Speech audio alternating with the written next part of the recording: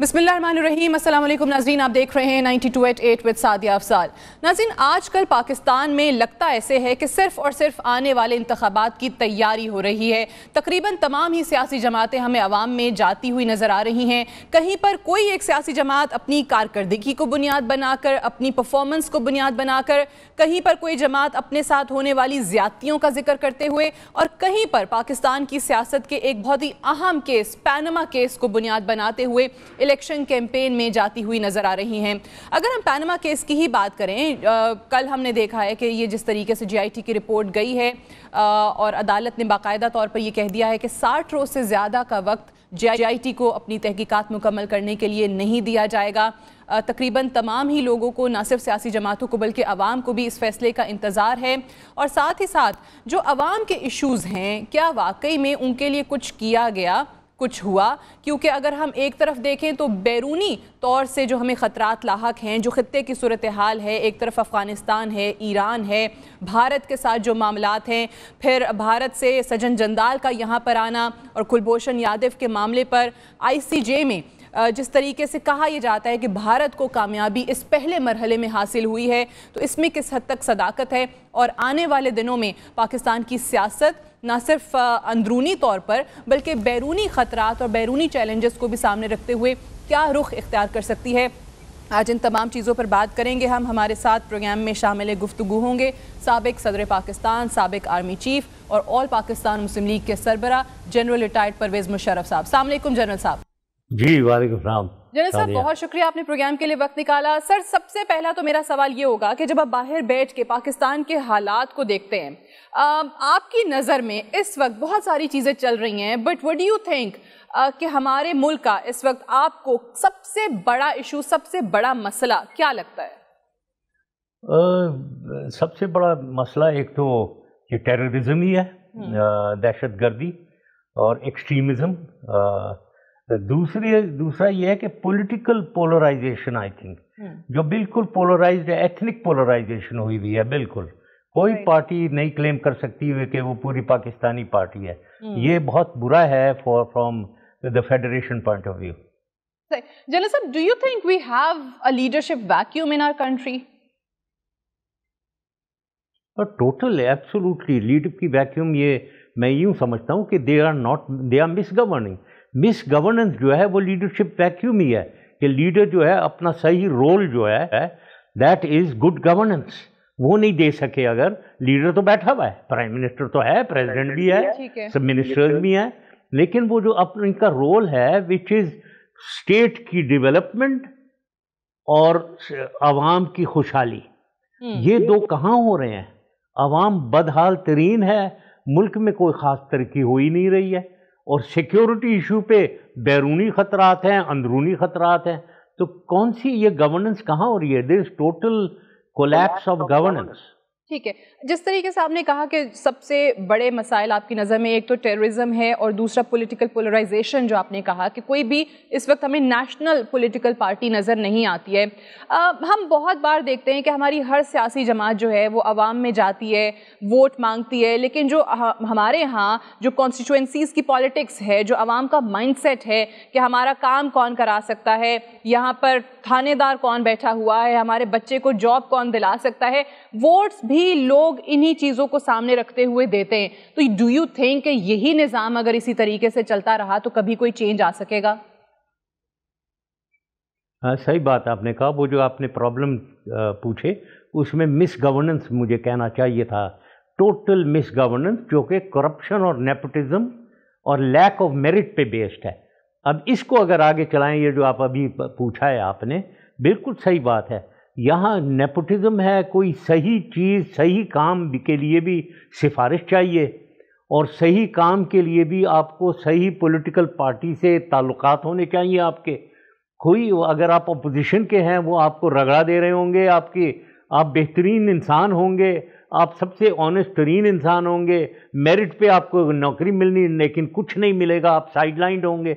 ये इस किस्म का निज़ाम है। Unfortunately the whole thing is a collapse of governance and political system हमारा बिल्कुल मेरे ख्याल में पाकिस्तान में कोलैप्स हुआ है और मुल्क को के लिए और अवाम के लिए डिलीवर नहीं कर रहा है।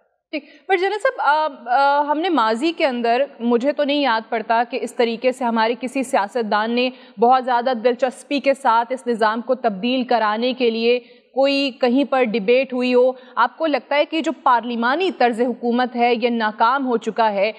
کئی لوگ اس چیز کے حامی ہیں کہ جی صدارتی طرز حکومت ہونا چاہیے، صدارتی نظام ہونا چاہیے، لیکن کہیں پر بھی ہم نے اس پر سنجیدگی کے ساتھ کوئی ڈیبیٹ نہیں دیکھی ہے.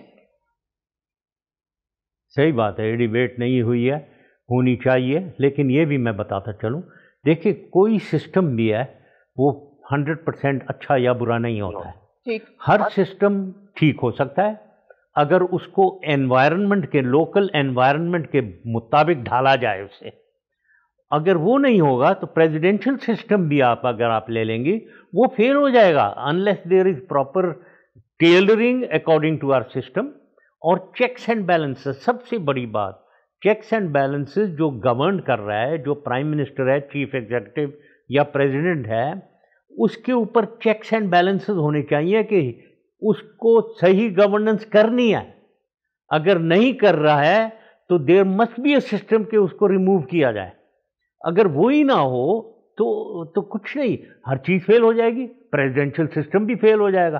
آفٹر آل پریزیڈنٹ اگر یہی جو ہمارے لوگ ہیں جو پہلے 2008 سے اب میں نام نہیں لینا چاہ رہا ہوں، یہی ہوں گے تو وہ آپ کے خیال میں منسٹرز کس کو رکھیں گے؟ انہوں نے منسٹر رکھنے ہیں نا. وہ منسٹر ان کے کوئی فرق ہوں گے؟ کوئی فرشتے منسٹر رکھیں گے؟ وہ انہی لوگوں کو منسٹر وہ لیں گے. تو پھر کدھر کہاں گئے ہم؟ وہیں کے وہیں رہے. وہ پریزیڈنٹ صاحب آ گئے، انہوں نے وہی منسٹر لے لیے. تو یہ ایسی بات نہیں ہے، یہ چیکس اینڈ بیلنسز ہونے چاہیے. لیکن میں ایگری کرتا ہوں کہ ہمارے لیے یہ پارلیمنٹری سسٹم اتنا موزوں نہیں نہ لگ رہا ہے کہ وہ جو اسمبلیز میں آتے ہیں وہ لوگ وہی لوگ ڈیولپمنٹ وغیرہ کروا رہے ہیں. ان کو وہاں بیٹھنا چاہیے، صرف لا بنانے چاہیے. لیکن انفارچونیٹلی وہ ایڈمنسٹریشن میں انوالو ہوتے ہیں پیسے بنانے کے لیے. کرپشن ہے نا، چور بازاری ایک ہے، اس میں ہی ہے. تو سسٹم میں اس میں گڑبڑ نہیں ہے. سسٹم کو ٹھیک کیا جائے، چیکس اینڈ بیلنسز آپ انٹروڈیوس کریں. ضرور ہے، اور آپ کہتے ہیں کہ یہی لوگ اگر موجود ہوئے تو کوئی بھی سسٹم آ گیا وہ اس طریقے سے چل نہیں سکے گا. بٹ جو آپ نے چیکس اینڈ بیلنسز کا ذکر کیا ہے اس کو سامنے رکھتے ہوئے ہمارے ہاں جو ابھی موجودہ ادارے ہیں، جس طرح جب بھی اکاؤنٹیبلٹی کی بات کرتے ہیں نیب کی طرف لوگوں کی نظریں جاتی ہیں. نیب کے حوالے سے اس ملک کا سپریم کورٹ خود یہ بات کر چکا ہے کہ جی یہ ادارہ ہمارے سامنے آج وفات پا چکا ہے، کوئی کارروائی نہیں کی ہے. اور پھر سب سے سپریم باڈی خود عدالت عظمیٰ جو ہے وہ بیٹھی ہوئی ہے. آپ کو کیا لگتا ہے کہ یہ واقعی کوئی مؤثر نظام نہ صرف اکاؤنٹیبلٹی کو لے کر باقی دیگر ایشوز کو بھی لے کر کبھی باقاعدہ چیکس اینڈ بیلنسز کا سامنے آ سکے گا؟ اور اگر آئے گا تو کس طریقے سے، اس کا طریقہ کار کیا ہو سکتا ہے؟ میرے زمانے میں یہ 2000 جو میری ٹائم گزرا ہے 8 سال، اس میں 2 چیکس تھے. ایک تو آرٹیکل 58(2)B تھا ویئر پریزیڈنٹ کو dissolve the assembly and remove the prime minister. وہ میں نے دیکھا، میں نے ایگزامن، میں خود ہی یہ کر سکتا تھا لیکن میں نے اپنے اوپر ایک چیک لگایا کہ یہ صحیح نہیں ہے کہ ایک پریزیڈنٹ ورسز پرائم منسٹر، دونوں ہیومن بینگز ہیں. ایک پریزیڈنٹ بھی امپلسو ہو سکتا ہے اور خواہ ڈسمس کرے گورنمنٹ کو وغیرہ. تو ایک NSC بنا دی ہم نے، national security council. President in the chair, prime minister there, چاروں چیف منسٹرز، چاروں فوجی، army navy air force chairman چاروں، اور leader of opposition, chairman senate, leader of speaker assembly, یہ سارے تھے اس کے ممبر. ناؤ یہ this was the great check on prime minister کہ وہ اچھا گورن کرے. This was check on president also کہ وہ بھی آرٹیکل 58(2)B خواہ نہ لگائے. It was check on army chief also کہ وہ بھی مارشل لا خواہ نہ لگائے. This was the forum for checks and balances.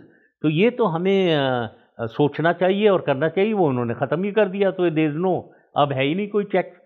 ٹھیک ہے sir, I have to go for a short break here. Break سے واپس آتے ہیں تو جنرل پرویز مشرف صاحب ہمارے ساتھ موجود رہیں گے. ڈسکشن کو یہیں سے کنٹینیو رکھیں گے. Stay tuned.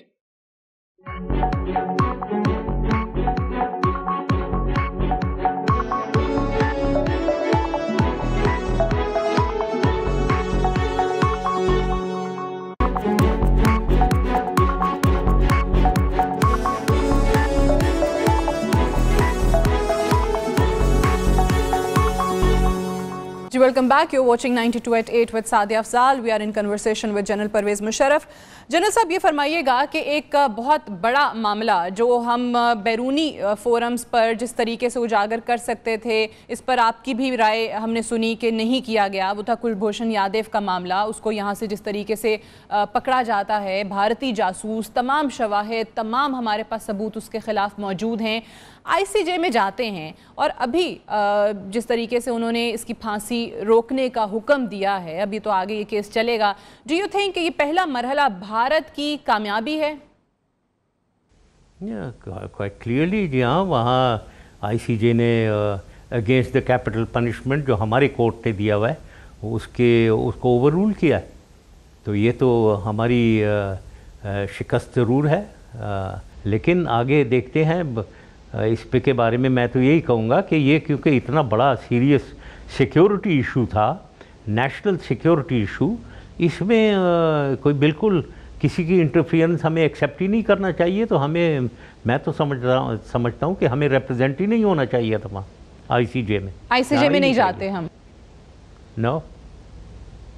ठीक है, तो अभी भी ये हम राय सुनते हैं कि जी हमारे यहाँ क्योंकि हमारी मिलिट्री कोर्ट ने सज़ा दी है, जो यहाँ पर प्रोसेस है वो उसी तरीके से चलता रहेगा और ICJ का कोई भी डिसीजन हो हमारे पे लीगली एक तरह से वो बाइंडिंग नहीं है, तो we should still hang him या फिर वेट करें हम डिसीजन का? और क्योंकि ये लोग भी कहते हैं कि अगर आपने वेट नहीं किया ICJ के फैसले के ख़िलाफ़ आप जाते हैं तो फिर उसके रिपरकशंस होंगे।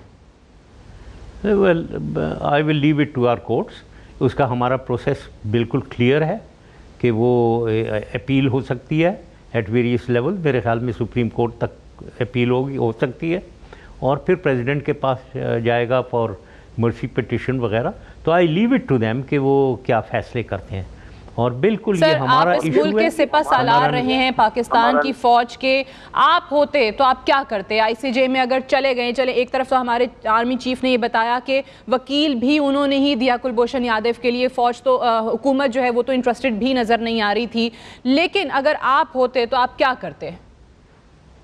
मतलब अभी इस सिचुएशन में फ्रैंकली मैं कुछ भी नहीं करता। गवर्नमेंट को हैंडल करना चाहिए। दे आर द वन, वो गए हैं ना वहाँ, वो हैंडल किया उन्होंने, ICJ में लॉयर भेजा, हुकूमत कर रही है ना, तो लेट देम नाउ डिसाइड कि क्या करना है, कैसे इसे हैंडल करना है। ठीक है, ये जो एक मामला कुलभूषण यादव का है, इसको बहुत सारे लोग लिंक करते हैं जो हमारी हुकूमत के या नवाज शरीफ साहब के या उनके ख़ानदान के बिज़नेस इंटरेस्ट्स या जो लिंक्स हैं भारत के अंदर। सज्जन जंदाल की मुलाकात के हवाले से अपोजिशन भी पार्लियामान में डिमांड कर रही है कि जी बताया जाए क्या शराइत तय हुई, वो क्यों यहाँ पर बग़ैर वीज़े के आता है, लेकिन कुछ सामने नहीं रखा गया। तो आपको लगता है कि इन दोनों चीज़ों में कोई कनेक्शन मौजूद है? नहीं, बिल्कुल ये इंडिया कनेक्शन तो खैर शायद नहीं होगा। ICJ में ये जंदाल का इधर आना वगैरह कोई, आई डोंट थिंक सो। वो अलग इशू है। ये जंदाल वाला डेफिनेटली ये बहुत ही तशवीशनाक बात है कि एक इंडियन जिसको इतना फेवर किया जा रहा है। दूसरा यही, इसको ये यहाँ ख़त्म नहीं होती। मुझे मालूम है ये व्हाट्सएप पे बड़ा कुछ चल रहा है कि इनके तो फैक्ट्रियों में 37 लोग हैं जो इंजीनियर्स वगैरह, इनके शुगर मिल वगैरह में जो इंडियन हैं और उनके पास पासपोर्ट्स, उनको वीज़ाज अनलिमिटेड 10-10 साल के वीज़ा दिए हुए हैं और कोई पुलिस चेक नहीं है। मतलब ये हो क्या रहा है? ये हमने मुल्क को अपना गहवारा बनाया हुआ है। हमें तेरा रूल्स रेगुलेशन जिसको हमें वायलेट बिल्कुल नहीं, हरगिज नहीं करना चाहिए, किसी के लिए नहीं, और not at all for private purposes कि आपका बिजनेस इंटरेस्ट है तो इसलिए आप कर रहे हैं। और वो बिजनेस इंटरेस्ट भी उस मुल्क के साथ जो हमारी से दुश्मनी की हुई है जिसने, और ख़ास तौर पे आजकल बहुत ज़्यादा सीरियस उसकी इम्प्लीकेशंस हैं। तो ये मुझे समझ नहीं है ये किस किस्म की गवर्नेंस है रियली। ठीक, जनरल साहब आप ये जिस तरीके से तनकीद हो रही थी और नवाज शरीफ साहब की सज्जन जंदाल से मीटिंग के हवाले से, तो नून लीग के कुछ सोशल मीडिया पर जो काफ़ी एक्टिविस्ट्स हैं उनकी तरफ से कुछ तस्वीर भी सामने सोशल मीडिया पे डाल दी गई जहां पे आप और सज्जन जंदाल इकट्ठे बैठे हुए हैं। तो आपकी भी मुलाकातें रही हैं? नहीं, मेरी मैं तो बिल्कुल जानते भी, मुझे फ्रैंकली ऑनेस्टली मुझे याद भी नहीं है कहाँ ये शख्स मेरे साथ बैठा हुआ मेरे कान में कुसुर पुसुर कर रहा है। मेरी बिल्कुल मुलाकातें नहीं रही हैं। एक मुलाकात कोई हुई हो शायद, जो ये तस्वीर अगर है تو پیچھے اگر آپ دیکھیں گے یہ تو کوئی اسٹیج کا نہیں، میں بتاتا ہوں ایک اسٹیج کا سیٹنگ ہے پرابیبلی، کیونکہ اس کے پیچھے ایک وہ پلیٹ کارڈ بھی لگا ہوا ہے جو میں پڑھ نہیں سک رہا ہوں کہاں، تو پرابیبلی یا تو میں کوئی لیکچر پہ تھا وہاں اسپیچ تقریر کر رہا تھا، یا مجھے انوائٹڈ تھا فار سم سیمینار جہاں میں گیا ہوا تھا، ادھر یہ بیٹھے ہوئے بات کر رہے ہیں، مجھے نہیں معلوم ہے ان کا کیا رول تھا، اور یہ کمپیئر کرنا، میرے بات کرنا اور ان کی وہ مری جانا اس کو انوائٹ کر کے اپنے گھر میں ایز اے پرسنل فرینڈ، یہ تو دونوں بالکل ہی الگ باتیں ہیں۔ اچھا جنرل صاحب یہ بتائیے گا کہ ڈان لیکس کے تو چرچے سنیں، لیکن ایک اور چیز ڈان لیکس 2 کے نام سے جو احسن اقبال نے یہ نام دیا ہے، ڈان اخبار میں خبر شائع ہوئی ہے سی پیک کے حوالے سے کہ بہت ساری ایسی چیزیں جو عوام کو نہیں پتہ ہیں وہ ان کا ذکر اس میں کیا گیا ہے، مثال کے طور پہ ایگریکلچر ہے اس میں، اور بہت ساری چیزیں ہیں، تو آپ کو کیا لگتا ہے کہ یہ سی پیک کے حوالے سے جو حقائق ہیں وہ کیوں حکومت چھپا رہی ہے عوام سے؟ یہ عجیب سی بات ہے، بالکل یو آر رائٹ کہ وہاں یہ ایک تو یہ حکومتی طریقہ کار مجھے نہیں سمجھ ہے یہ کیوں چھپائے جائے۔ یہ دیکھیں بیسیکلی دیکھنا ہے اسٹریٹجک پوائنٹ آف ویو سے سی پیک کی ویلیو کیا پاکستان کو ہے یا نہیں ہے، بہت ویلیو ہے، دیر از نو ڈاؤٹ، ٹھیک، اور چائنا کو ہم سے زیادہ ان کو ویلیو ہے، اس میں بھی کوئی ڈاؤٹ نہیں ہونا چاہیے، ہمیں پتہ ہونا چاہیے یہ چائنا کے لیے بہت ویلیوبل ہے، ہمارے لیے بھی ویلیوبل ہے۔ اب لیکن اس کی ایگزیکیوشن دیکھیں، ہم ہر چیز کا بیڑا غرق کرتے ہیں ایگزیکیوشن میں، ایک چیز اچھی والی چیز ہے اس کا ستیہ ناش مارتے ہیں تھرو کرپشن، اور اس کو اپنی پرسنل پولیٹیسائز کرنا، اس کا ہم اچھی بلی چیز کا ستیہ ناش کر مارتے ہیں۔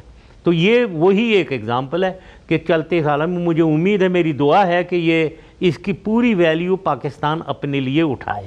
تو جنرل صاحب آپ کو وجوہات کیا نظر آ رہی ہیں، کیوں چھپا رہے ہیں، کیوں نہیں بتا رہے سچ، پارلیمان میں کیوں نہیں لے کر آتے؟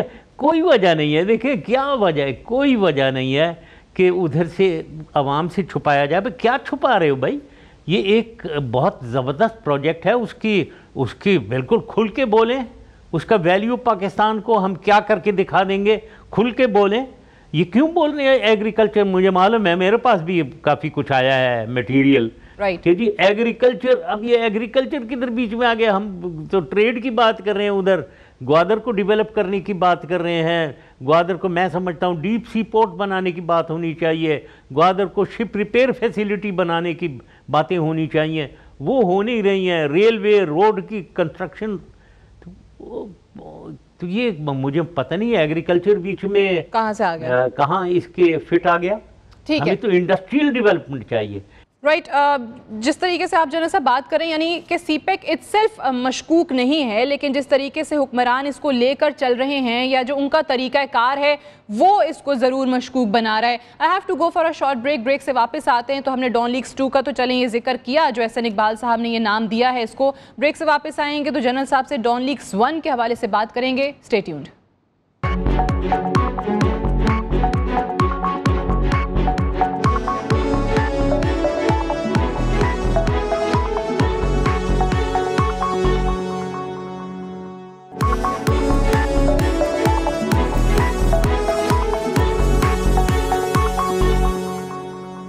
ویلکم بیک، پروگرام میں ایک بار پھر سے خوش آمدید۔ جنرل پرویز مشرف صاحب پروگرام میں ہمارے ساتھ موجود ہیں۔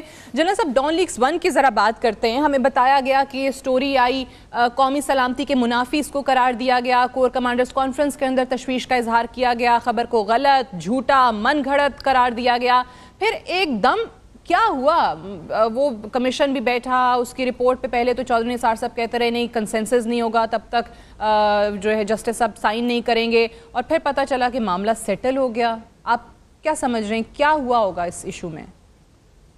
رائٹ، اس کا میں ابھی جواب دیتا ہوں، صرف آدھے منٹ سادیا۔ پچھلی جو بات ہو رہی تھی وہ ایگریکلچر کی جو بات ہوئی، سی پیک کے ایگریکلچر سے تعلق، یہ ہمیں پورے قوم کو پتہ ہونا چاہیے، دنیا کا کوئی ملک نہیں ہے جو ایگریکلچر کے بیسس پہ ڈیولپ ہوا ہو، آگے گیا ہو۔ ایگریکلچر ہمارا ہے اور اس کو فروغ دینا ہے، لیکن ہمیں انڈسٹریلائز ہونا چاہیے، ہائی ٹیکنالوجی میں، انجینئرنگ میں جا کر ہونا چاہیے، اس کی بات ہونی چاہیے، نہ کہ ہمیں دھکیلا جائے ہم بس ایگریکلچر کا بڑا ویٹ اور رائس اور کاٹن آپ اگائیں اور خوش رہیں بس وہاں. ہم اس طریقے سے ہم پروگریسو ملکوں میں نہیں داخل ہو سکتے. ہمیں جب تک کہ انڈسٹری نہیں لگے گی تو اس کی باتیں ہونی چاہیے. اینی وے آگے چلتے ہیں. یہ جو آپ نے کہا ہے ابھی ڈان لیکس کا, یہ ویل میں یہی کہوں گا کہ یہ ایک جو بھی ایگریمنٹ تھا یا ہوا ہے اس میں آئی ایم ویری شیور کہ آرمی چیف نے آرمی کی عزت برقرار رکھی ہوگی, ان کا انٹرسٹ ضرور دیکھا ہوگا. I am very sure of that.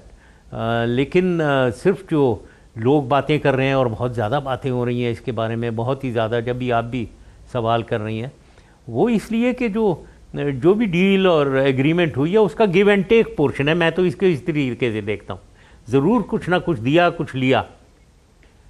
پتہ نہیں اب گیو والا پورشن تو بالکل سامنے ہے, وہ تو آ گیا اخباروں میں. ٹیک والا پورشن نہیں آیا ہے اصل میں, تو اس لیے یہ سارے شک شبات ہیں, لوگ باتیں کر رہے ہیں کہ کیا ہوا ہے, کیوں ہوا ہے. ٹھیک ہے. اور اس پورے پروسیس کے اندر جس طریقے سے چلیے تو فائنل ہم نے دیکھا کہ جی this is issue settled now, لیکن جو D G I S P R نے ٹویٹ کیا اور نوٹیفیکیشن جو فواد حسن فواد کا پی ایم ہاؤس سے نکلا ہوا تھا اس کو ریجیکٹ کیا, آپ سمجھتے ہیں کہ وہ ٹویٹ درست تھا؟ وہ تو درست تھا. جو آئی ایس پی آر نے جو انیشل ٹویٹ کیا وہ اس لیے کہ جب ایک چیز سامنے آ کر آرمی کی عزت, آرمی کی رسپیکٹ کو دھچکا پڑا ہو تو اس کو کریکٹ کرنا میری نظر میں ہوتا تو میں بھی یہی کرتا کہ اس کو کریکٹ کرنا چاہیے. سم تھنگ ہیز ہیپنڈ جس میں آرمی کو کہ ہیز فیلٹ انسلٹڈ, تو اس کو صحیح کرنے کے لیے امیڈیٹ ایکشن میں بھی لیتا. میں آرمی کی عزت تو کرنی ہے, میں اگر جو آرمی چیف ہے وہی نہ کر سکے تو کیا فائدہ. تو یہ اس لیے میں سمجھتا ہوں بالکل صحیح ہوا. ٹھیک ہے.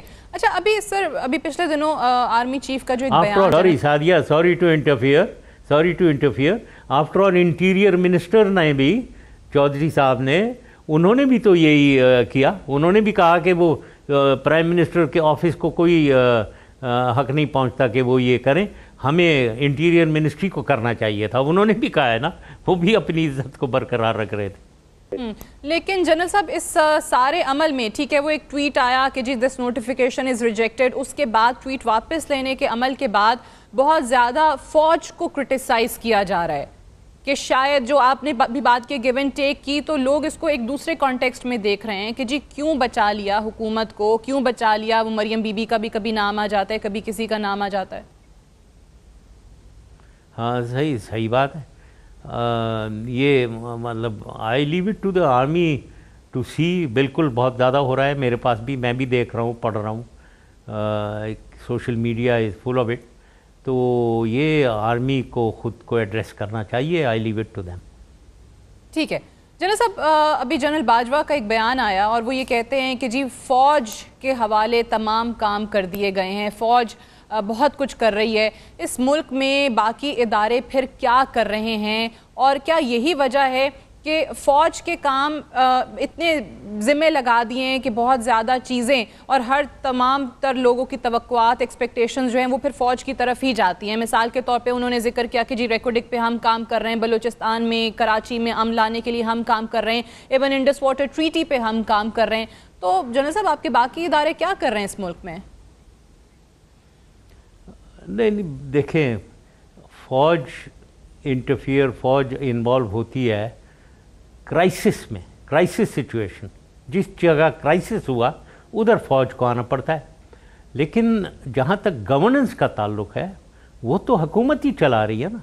گورننس ہوتی ہے through ministers, through ministries, secretaries, وہ گورننس کرتے ہیں نہ. وہ اس گورننس میں تو نہیں فوج انوالوڈ ہے. کوئی کیبنٹ میٹنگ تو فوج نہیں کر رہی ہے, کوئی منسٹریز میں تو نہیں انٹرفیئر کر رہی ہے, تو گورننس تو وہی کر رہے ہیں. تو دس از یہ بات نہیں. ریکو دک کی جو بات ہے اب وہ انفارچونیٹ ہے. ریکو دک تو میں نے شروع کروایا تھا 2005-06 میں, اور لیٹ می ٹیل یو کہ 2011 تک ہم نے بیسٹ ایکسکیویٹرز, یہ مائنرز, بریزیلینز, وہ کینیڈینز اور چیلینز, ان دونوں کو بلایا تھا کیونکہ یہ کاپر گولڈ کا معاملہ تھا, یہی بیسٹ ہیں ان دا ورلڈ. یہ وہاں کر رہے تھے. اور 2011 میں 6 سال پہلے ہمیں دنیا کے کاپر اور گولڈ میپ پہ ہونا تھا. یہ one of the biggest finds ہے دنیا کی. اس میں گولڈ کانٹینٹ بہت زیادہ ہے, بہت زیادہ ہے. تو 2011 میں دیکھیں کیا ہے اس ملک کے ساتھ کتنا ظلم ہوا ہے کہ 2011 میں ہم دنیا کے کاپر گولڈ میپ پہ ہوتے. اب ہم 0/0 جہاں میتھ لے کر گئے اس سے بھی پیچھے, یعنی کچھ ہو ہی نہیں رہا. کیا کرتے ہم, کیا ہماری ریسورسز ہیں, اللہ تعالیٰ نے ہمیں کیا کچھ نہیں دیا ہوا ہے, اور کتنا ہم ٹھکراتے ہیں اللہ تعالیٰ کی نعمتوں. ٹھیک ہے جنرل صاحب, یہ بتائیے گا کہ ابھی جو فوج کی ہم بات کر رہے تھے, ایک اور چیز جس کو لے کر فوج پر تنقید کی گئی اور زیادہ تر سوشل میڈیا کے تھرو کی گئی, اس میں سے ایک تو وہ میرا ہی انٹرویو تھا نورین لغاری کا ہوا, تو لوگوں نے کرٹیسائز کرنا شروع کر دیا کہ جی ریاست کی کیا پالیسی ہے. حالانکہ اس کے بارے میں یہی بتایا گیا کہ وہ ایک اسٹوڈنٹ تھی, میڈیکل کالج میں پڑھ رہی تھی, ٹیررسٹ تھی نہیں لیکن بننے جا رہی تھی, اس سے پہلے اس کو اریسٹ کر لیا گیا. اور دوسرا احسان اللہ احسان جو کہ ظاہر ہے نون ٹیررسٹ ہے, اس نے خود کو سرنڈر کیا ہے افواج پاکستان کے سامنے. تو اس میں آپ سپہ سالار کی حیثیت سے رہ چکے ہیں, یہ بتائیے گا کہ واقعی میں پھر وہ جو ایک قانون کا عمل ہے وہ تو رہتا ہے اگر کوئی سرنڈر بھی کر دے یا اس انداز میں اریسٹ بھی ہو جائے؟ ہاں رہنا چاہیے کیونکہ وہ کوئی سمپل ٹیررسٹ نہیں ہے, اس نے بہت زیادہ ٹیررزم کروائی ہے پاکستان. تو اس کو سرنڈر کر کے معاف ہو جائے, یہ بالکل صحیح بات نہیں ہے. I totally agree, law should take its course. ٹھیک ہے, یعنی وہ قانون کے مطابق جو بھی کارروائی ہے وہ ضرور ہونی چاہیے. ایک بریک لیتے ہیں یہاں پہ, بریک سے واپس آتے ہیں تو ڈسکشن کو یہیں سے کنٹینیو رکھیں گے. ہمارے ساتھ رہیے.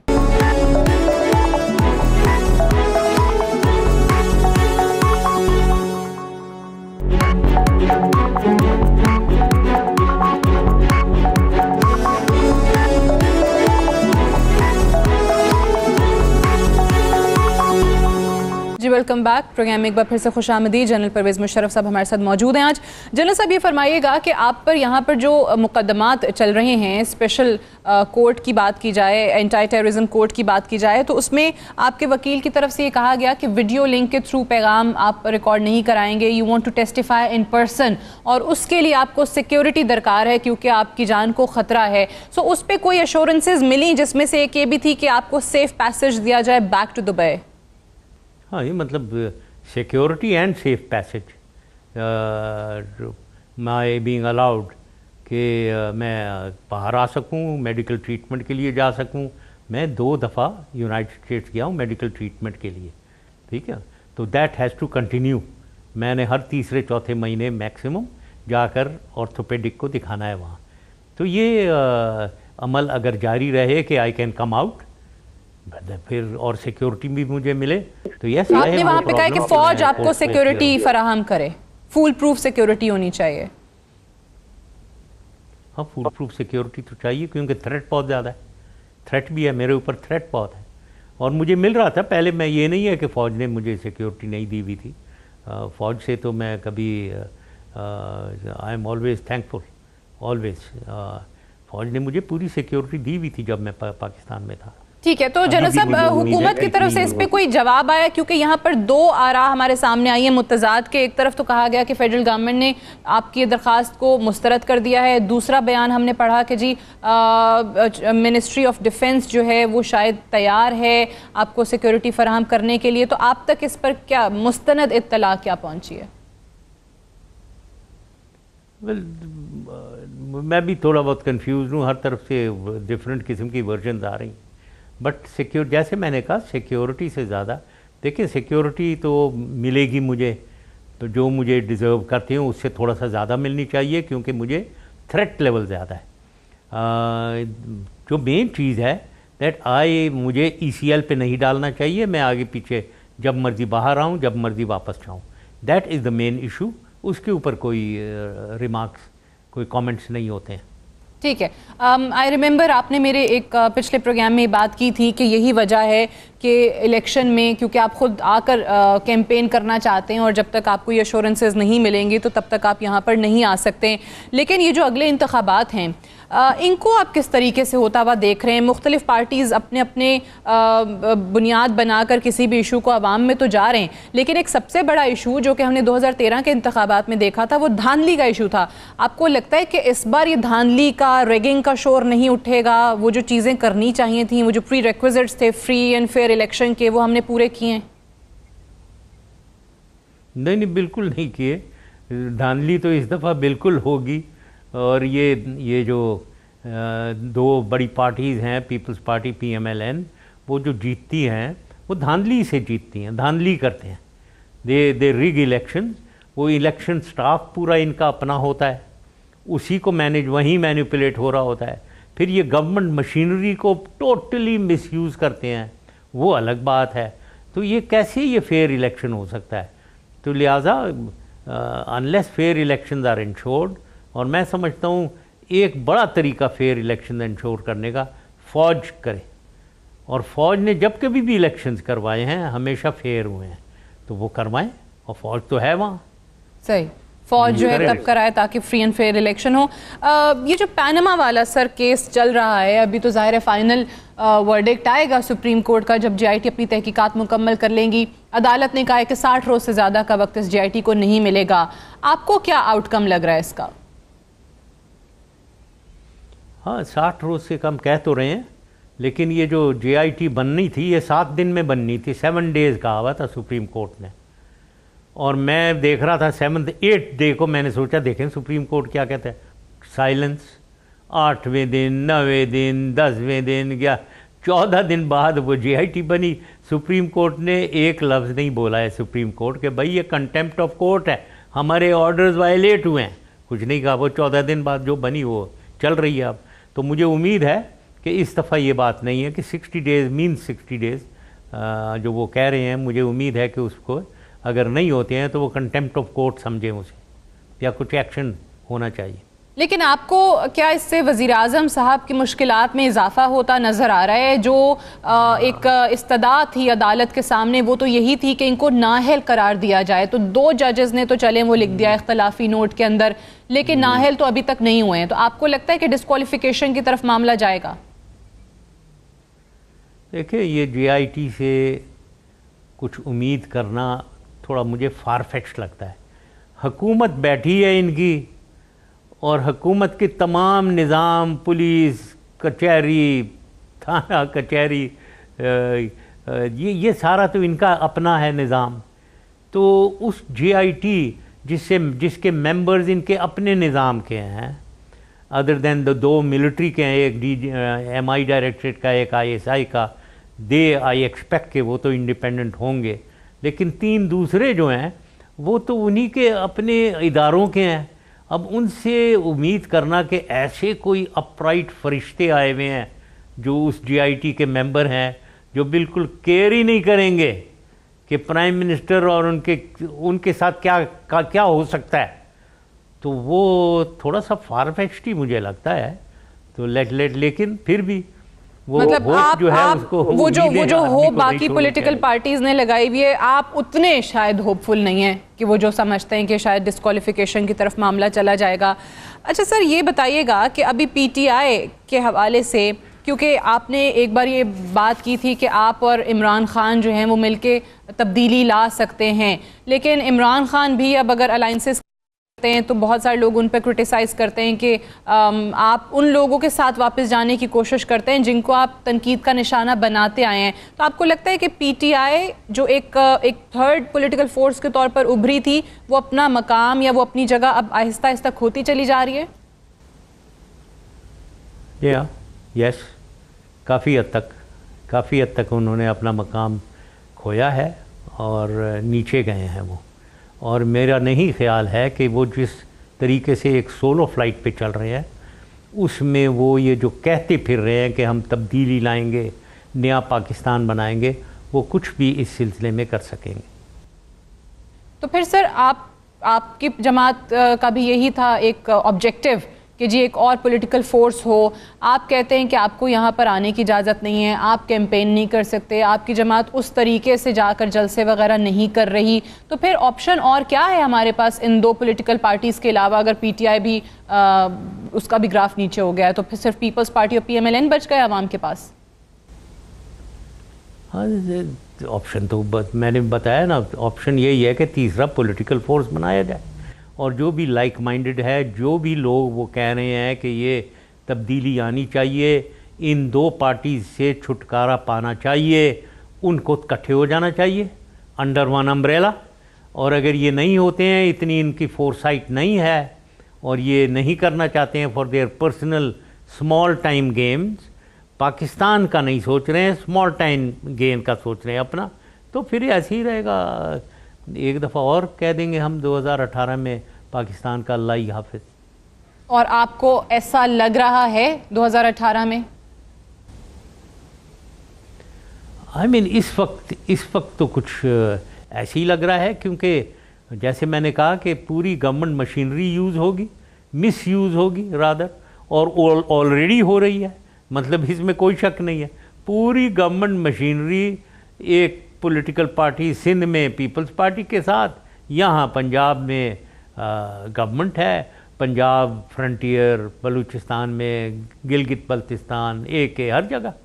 تو یہ کچھ تبدیلی تو بالکل کہ کوئی ہم ایکسپیکٹ کریں کہ بڑے زبردست فیئر الیکشن ہوتی, وہ تو نہیں نظر آ رہا ہے. Right, thank you very much. General Pervez Musharraf sahab programme میں ہمارے ساتھ موجود رہے, ہم سے بات کر رہے تھے, اور جنرل صاحب کا یہ کہنا ہے, ان کا یہ ماننا ہے کہ اگر حالات اسی طریقے سے رہے جو کہ ابھی اس وقت نظر آ رہے ہیں, تو 2018 میں ایک بار پھر سے انہیں کہنا پڑ جائے گا کہ پاکستان کا اللہ ہی حافظ. That's all for tonight. اجازت دیجیے, خدا حافظ.